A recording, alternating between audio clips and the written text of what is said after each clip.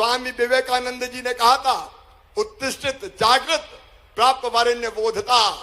उठो, जागो और अपने लक्ष्य को प्राप्त कर कर ही चैन की सांस लो, आगे बढ़ो। वो देखो पास खड़ी मंजिल इंगित कर तुम्हें बुलाती है, साहस से बढ़ने वालों के माथे पर तिलक लगाती है। मेहनत करोगे तो सफलता तुम्हारे माथे पर तिलक लगाएगी। मेरे प्रिय बेटा बेटियों, बहुत उम्मीद से, बहुत विश्वास के साथ ये सीएम राइज स्कूल हम प्रारंभ कर रहे हैं और आज मुझे विश्वास है कि शिक्षा के क्षेत्र में एक सामाजिक क्रांति करेंगे सीएम राइज स्कूल। बाकी सब स्कूलों को पीछे छोड़ के आगे बढ़ेंगे। मेरा सीएम राइज स्कूल के शिक्षक साथियों से यह निवेदन है कि ये नौकरी नहीं है आपकी, ये साधना है, ये तपस्या है, ये राष्ट्र के नव निर्माण का महायज्ञ है, ये बच्चों को आगे बढ़ाने का महायज्ञ है। और इसलिए मेरे शिक्षक बहनों और भाइयों, पूरे समर्पित भाव से पढ़ा के ये सिद्ध कर दो कि मध्य प्रदेश के शिक्षक गुरु से कम नहीं है। एक नया इतिहास आप रचें, ये मेरा आपसे सबसे आग्रह है। दूसरी सरकार थी और उसने तो ये हालत कर दी थी कि स्कूल में जो शिक्षक हमारे अध्यापक पढ़ाते थे, तो शिक्षक खत्म, अध्यापक खत्म, उनने कर दिया शिक्षा कर्मी। और शिक्षा कर्मी के नाम पे स्कूल में जो पढ़ाने वाले हमारे गुरुजन होते थे, उनको तनख्वाह मिलती थी 500 रुपया महीना। गुरुजियों को सुविधाएं नहीं थी, भवन नहीं थे, तनख्वाह नहीं थी।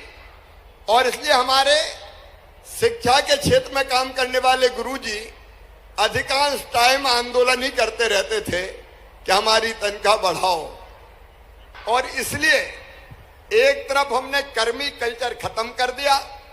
अब हमारे जो शिक्षक है, अध्यापक हैं, उनकी तनख्वाह 40,000 से लेके 50,000, 60,000 तक की।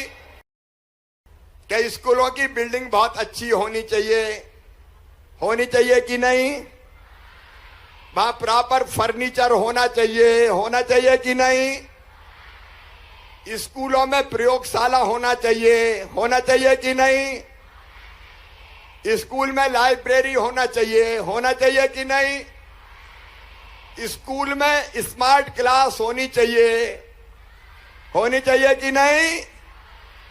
और स्मार्ट क्लास में यहां बैठ के हम भोपाल, दिल्ली, बंबई और कहीं के भी अच्छे जो विद्वान शिक्षक हैं, उनसे